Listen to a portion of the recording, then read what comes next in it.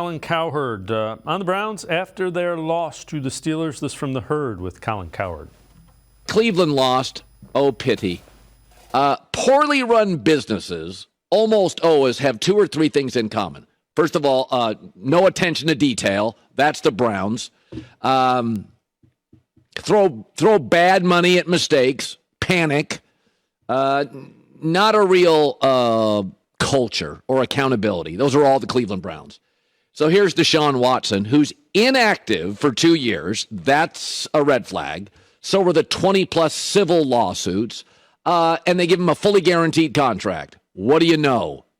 He's not the old Deshaun Watson. He's not. He's slower. When he runs, he's not running to throw. He's not running to buy time. He's running to run. Like the really good quarterbacks, Mahomes moves, eyes down the field. Justin Herbert moves, eyes down the field. Cleveland panicked. It's what they do. Baker Mayfield didn't pan out, so let's take a huge swing on a creepy guy with civil suits that hasn't played in 2 seasons. And they're now trapped with an ugly contract, sad injury to Nick Chubb. You know, it wouldn't surprise me if they panicked again and then went and got Jonathan Taylor from the Colts and gave up great draft picks and paid him a fortune. That's what Cleveland's done almost my entire life. Tyler, again, some of what he says is, I can't dispute. I like you, I think it's way too early to say, Deshaun Watson didn't pan out.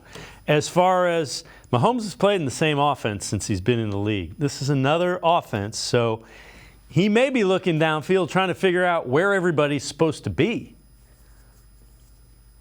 Yeah, that's a big part of it, too. He has the chemistry with Amari Cooper. I think that is an absolute given right now. He has that chemistry with Cooper.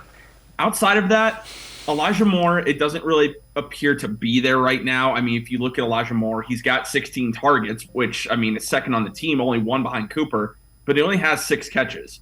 So Watson's looking for him, but they're not on the same page right now. He's not on the same page, it looks like, with DPJ. DPJ has not had really much effect at all so far this season. Still haven't connected with Marquise Goodwin.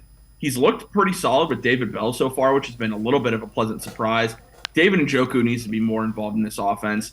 But going back to what Colin Cowherd said, the Browns have made some questionable decisions the last 20 years. There's no doubt about that. But the thing about Watson that is interesting is that not only were the Browns interested, there were half a dozen teams in the league were interested in acquiring Deshaun Watson and giving him that contract.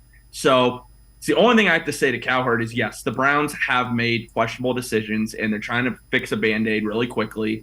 But at the same time, when it came to getting a franchise quarterback, the Browns saw an upgrade. And like a lot of teams in the NFL, the Browns tried to go for that upgrade. They believe they got it in Watson. The Saints did it. The Falcons, the Panthers. Those were the four teams along with the Browns that tried to go get Watson. So it's not just the Browns. And keep in mind, the Saints, they've won a Super Bowl before. So they're not really a poorly run organization. And I would say ever since Stefanski and Andrew Berry took over, the Browns have not been poorly run either. There's been a lot of stability within the organization since they have taken over.